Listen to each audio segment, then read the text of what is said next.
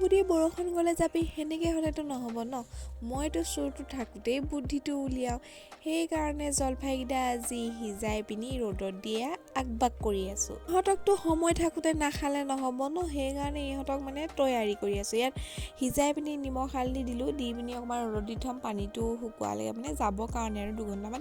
আৰু এইখিনি হ'ল বেলেগ এইখিনি নিসিজোৱাকৈ থোৱা, এইখিনি কাটি কাটি নিমখ হালধি দি ৰ'দত শুকুৱাই থৈছোঁ। জলফাই যুদ্ধৰ মেইন অস্ত্ৰ হ'ল জলকীয়া, আকৌ পকা আৰু এয়া হ'ল সৈন্য। এইখিনি চব মানে হেৰি কৰি ল'লোঁ, ৰেডি কৰি ল'লোঁ। ৰেডি কৰাৰ পাছত তেল গৰম কৰি সকলোবিলাক দি দিলোঁ। মা মছলা তাত জলফাইখিনি দি দিলোঁ, দি পিনি চব মিক্স কৰি ঠাণ্ডা হোৱাৰ পাছত আৰু বৈয়ামত ভৰাই থৈ দিলোঁ। এইখিনিও ছেইম প্ৰচেছ, একেই। আপোনালোকে কেনেধৰণে জলফাই আচাৰ বনায় ক'ব হা। এয়া দেখি বাৰু লোভ লাগিছে নাই, কাৰ লাগিছে বাৰু কমেণ্ট কৰিব হা। মোক কিন্তু দেখিয়ে ৰ'ব পৰা নাই দেই, বতৰ মানে থৈ দিলোঁ আৰু সময়ত যেতিয়া দৰকাৰ হ'ব, পেটটোৱে খাওঁ কৰিব, তেতিয়াই অকণমান ল'ম আৰু লৈ পিনি টপক খাম। আপোনালোকে কেনেকৈ বনায় কমেণ্ট কৰি জনাব। আকৌ লগ পাম নেক্সট ভিডিঅ'ত। বাই।